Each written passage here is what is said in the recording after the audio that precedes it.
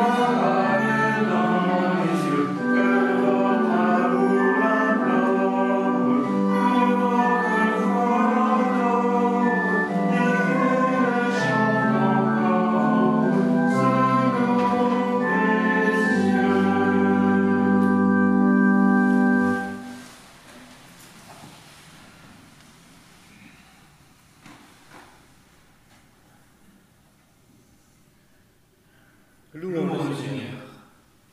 Merci Seigneur pour la joie de fêter Noël. Tu nous as donné ton Fils, cadeau immense, qui nous remplit d'émerveillement. Tu es né dans une étape le petit parmi les petits, étoile dans la nuit de Bethléem, lumière dans l'obscurité de notre monde. Nous voulons laisser derrière nous nos peurs, nos doutes et nos manquements. pour chercher auprès de toi la tendresse et la lumière. Seigneur notre Dieu, dans ton amour, tu nous donnes la vie, en ton Fils Jésus-Christ. Aujourd'hui, c'est jour de fête. Aujourd'hui, c'est Noël. Loué sois-tu et béni. Seigneur, nous connaissons la lumière que tu as apportée aux habitants de la terre. C'est la lumière de ton amour. Tu as pardonné les offenses. Tu as marché avec ceux qui fuyaient. Tu as reçu de toi. Tu as reçu auprès de toi ceux que l'on rejetait partout. Tu as donné le pain même quand tu avais faim. Avec moi, Seigneur, je veux être porteur d'amour, porteur de lumière pour le monde que j'habite. Amen. Et je vous propose de chanter encore le 32-14, auquel est la sur nos matins.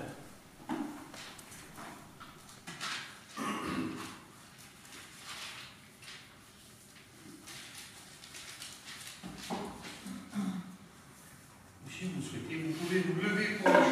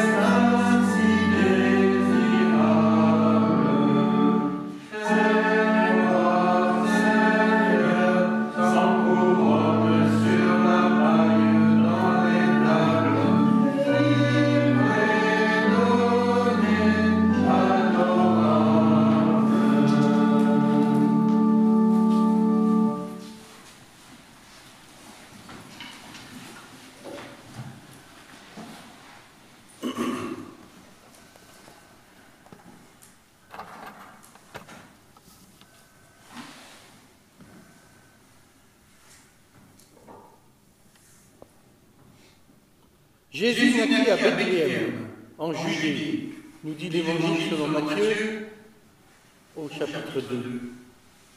À l'époque où Hérode était roi, après sa naissance, des savants spécialistes des étoiles vinrent d'Orient. Ils arrivèrent à Jérusalem et demandèrent « Où est l'enfant qui vient de naître, le roi des Juifs? Nous avons vu son étoile apparaître en Orient et nous sommes venus l'adorer. » Quand le roi Hérode apprit cette nouvelle, il fut troublé ainsi que toute la population de Jérusalem. Il convoqua tous les chefs des prêtres et les maîtres de la loi et leur demanda où le Messie devait naître. Ils lui répondirent à Bethléem en Judée, car voici ce que le prophète a écrit. Et toi, Bethléem au pays de Juda, tu n'es certainement pas la moins importante des localités de Juda, car c'est de toi que viendra un chef qui conduira mon peuple, Israël. Alors Hérode convoqua secrètement les savants et s'informa auprès d'eux du moment précis où l'étoile était apparue. Puis il les envoya à Bethléem en leur disant « Allez chercher des renseignements précis sur l'enfant, et quand vous l'aurez trouvé, faites-le-moi savoir, afin que j'aille moi aussi l'adorer. » Après avoir reçu ces instructions du roi, ils partirent. Ils virent alors l'étoile qu'ils avaient déjà remarquée en Orient. Elle allait devant eux, et quand elle arriva au-dessus de l'endroit où se trouvait l'enfant, elle s'arrêta. Ils furent remplis d'une très grande joie en la voyant ainsi. Ils entrèrent dans la maison et virent l'enfant avec sa mère Marie. Ils se mirent à genoux pour adorer l'enfant, puis ils ouvrirent leurs bagages et lui offrirent des cadeaux, de l'or, de l'encens et de la myrrhe. Ensuite, Dieu les avertit dans un rêve de ne pas retourner auprès d'Hérode. Ils prirent alors un autre chemin pour rentrer dans leur pays.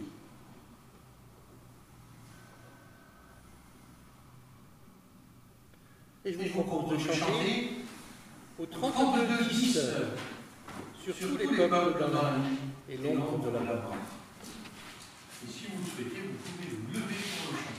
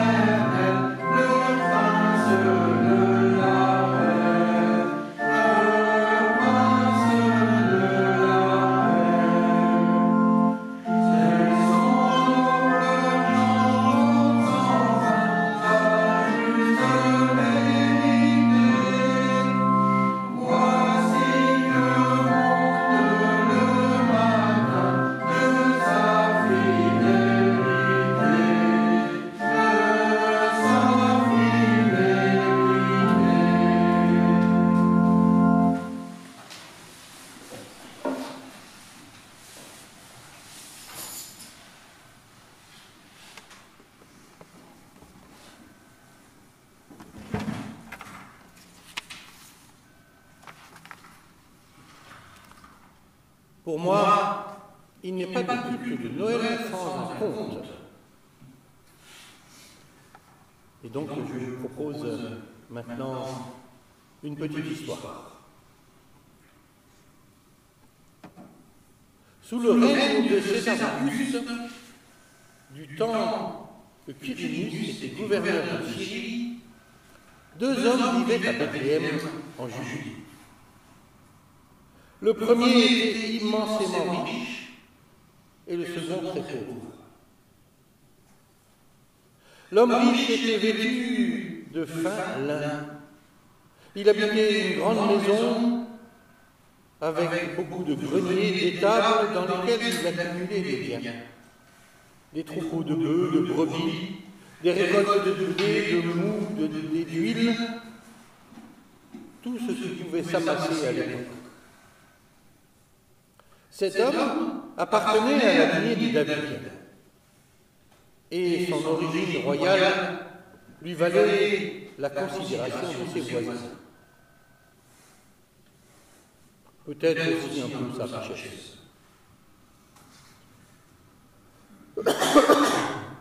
Or, un jour du sabbat, l'homme riche se rendit à la synagogue.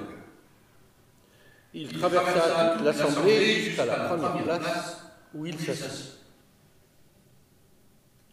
Le lecteur du jour ouvrit le rouleau au livre du prophète Ésaïe et lut le passage où il est écrit « Je traiterai avec vous une alliance éternelle pour rendre durable les faveurs envers David. Voici, je l'ai établi comme témoin auprès des peuples, comme chef et dominateur des peuples. »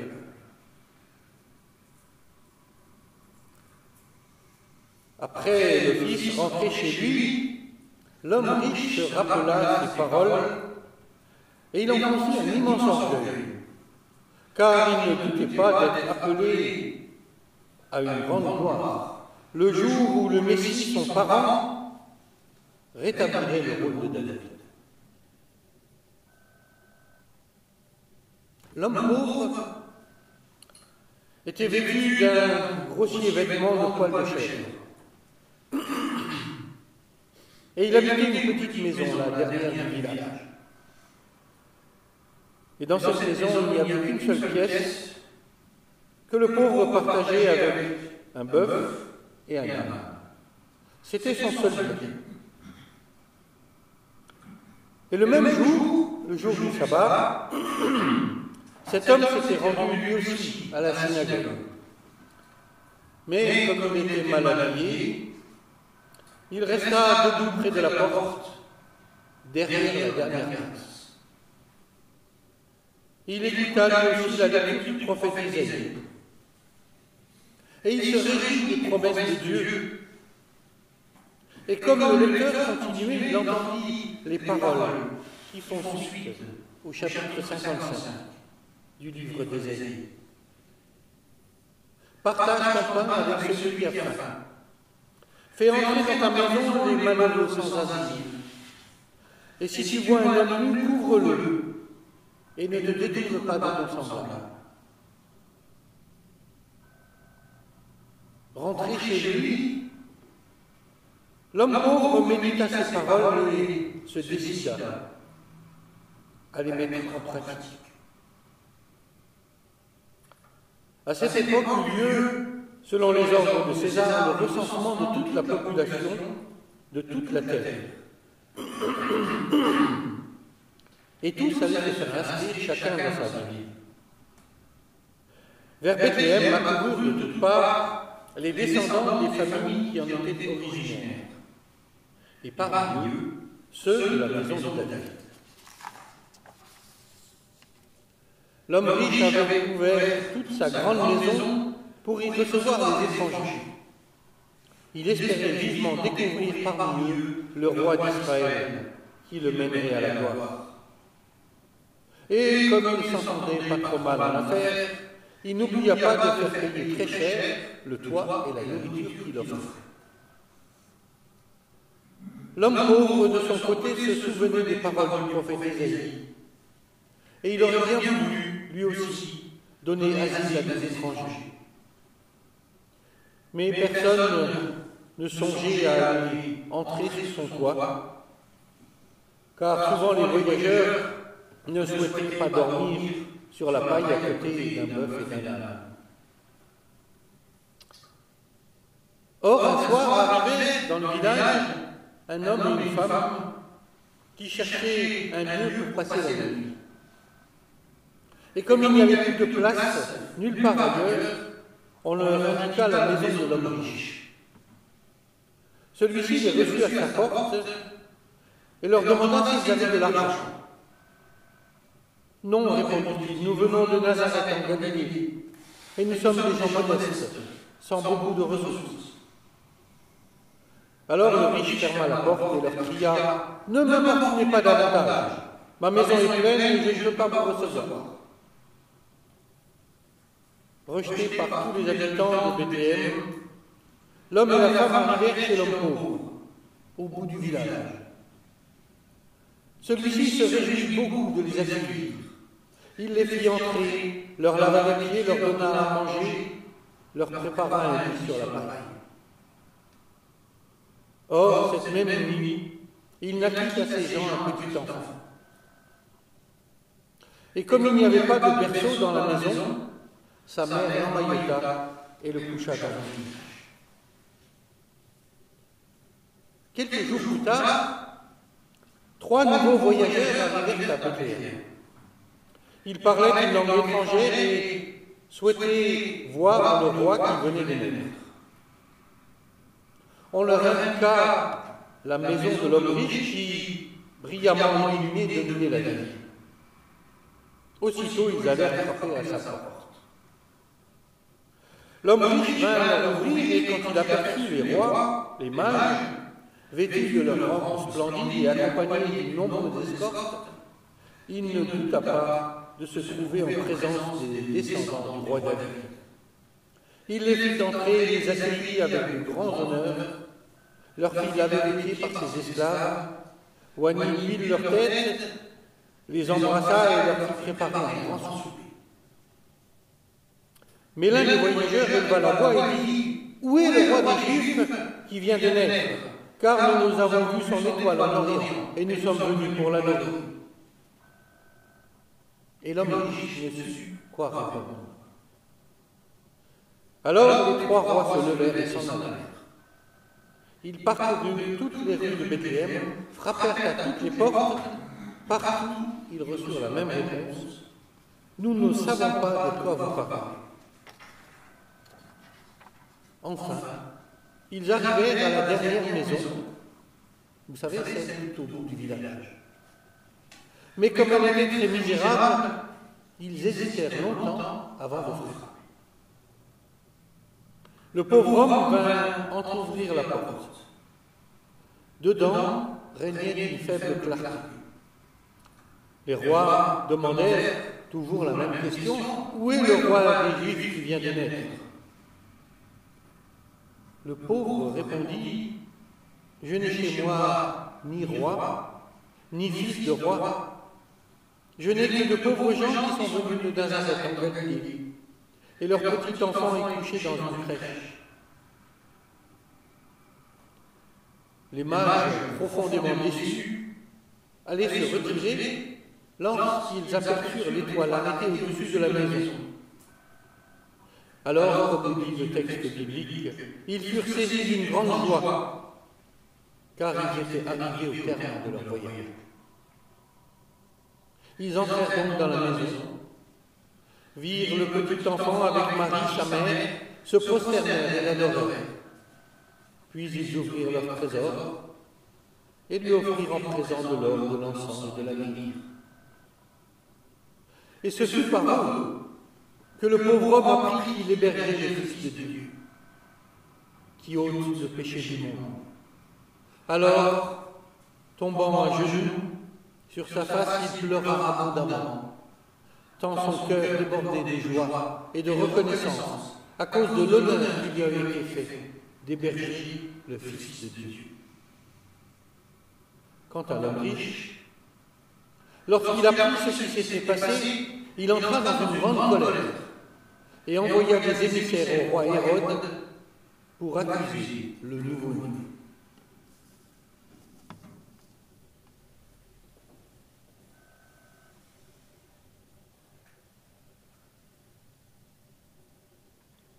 Il vous propose de chanter au 32-20 « Voici l'enfant qui nous est né ».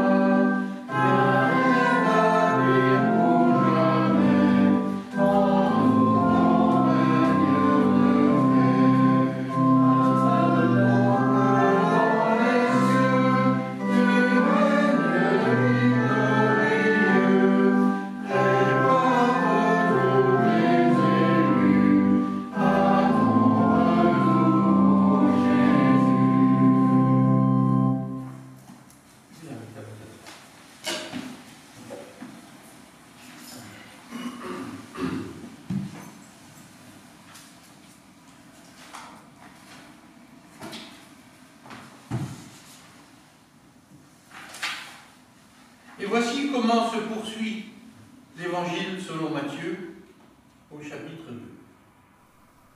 Quand les savants furent partis, un ange du Seigneur apparut à Joseph dans un rêve et lui dit « Debout, prends avec toi l'enfant et sa mère et fuis en Égypte.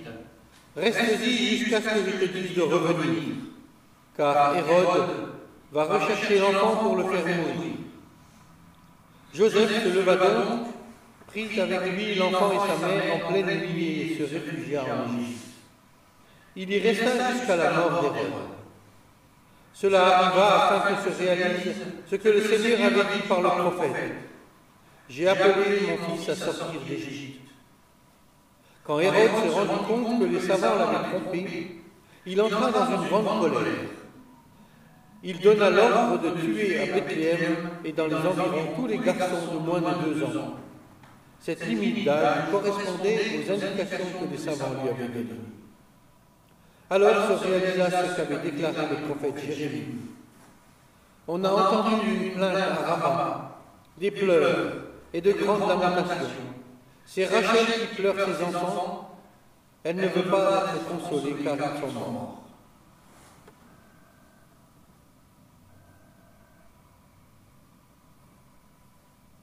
Je vous invite à poursuivre cette méditation sur un peu de musique.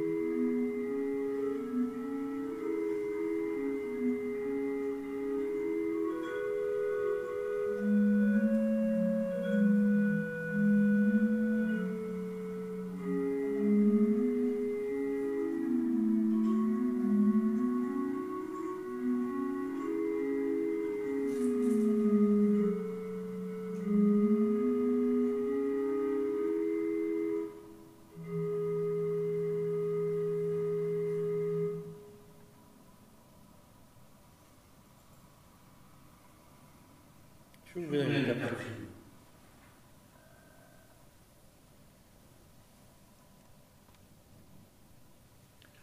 Seigneur notre Dieu, en cette fête de Noël, plus de 2000 ans après les événements, nous sommes choqués en écoutant cette histoire. Parce qu'elle se répète encore aujourd'hui dans bien des endroits de notre terre. Merci de nous rappeler le vrai sens de Noël. Cette espérance qui annonce au monde avec ténacité qu'aucun Hérode que produit notre monde, qu'aucune indifférence, qu'aucune exclusion ne sont aussi forts que toi, mon Dieu. Avec toi, tout est possible, puisque tu nous as donné ton Fils Jésus.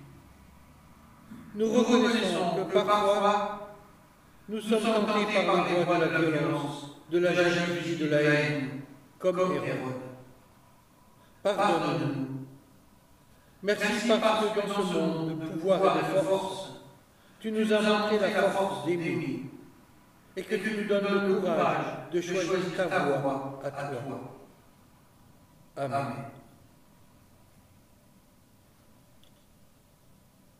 Et je vous propose de chanter encore le 32-29. Il est le divin enfant. C'est celui que nous venons de prier.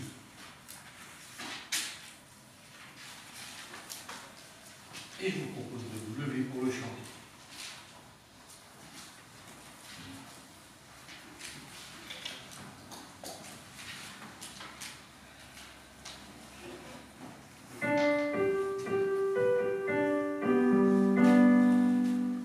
Il est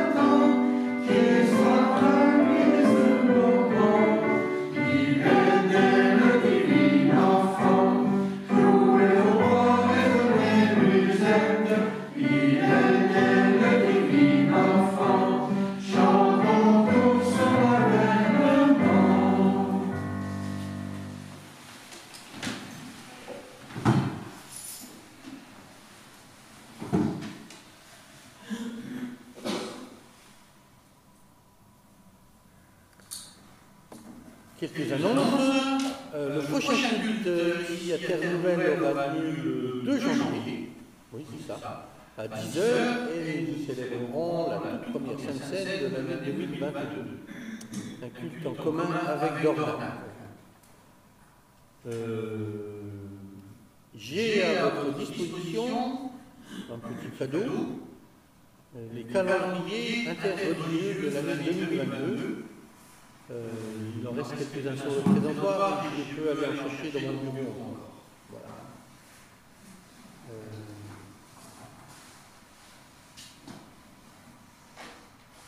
Je n'ai pas d'autres annonces à faire, si ce n'est vous souhaiter, même si on est le lendemain de Noël, un joyeux Noël et une très belle entrée dans l'année 2022. Je vous invite à prier.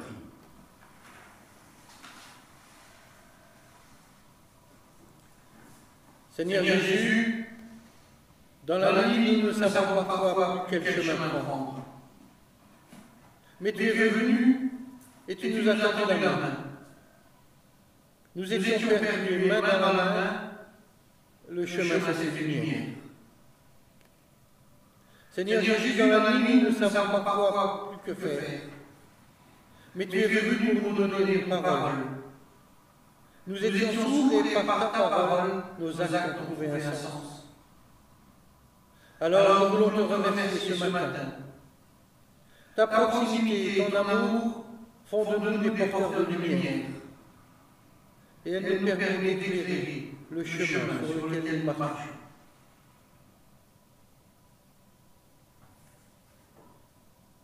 Et ensemble, nous voulons te dire cette prière que tu nous as laissée. Notre Père, qui es aux cieux, que ton nom soit sanctifié, que ton règne vienne, que ta volonté soit faite sur la terre comme au ciel. Donne-nous aujourd'hui notre pain de ce jour. Pardonne-nous nos offenses, comme nous pardonnons aussi à ceux qui nous ont offensés. Ne nous laisse pas entrer en tentation, mais délivre-nous du mal.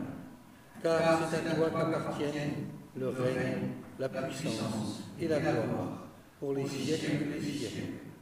Amen.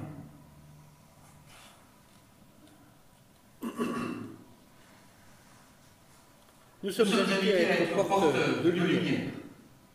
Cette lumière qui nous apparaît à Noël, qu'elle puisse nous éclairer tout au long de notre chemin. Je vous invite à vous lever pour demander à Dieu de nous bénir.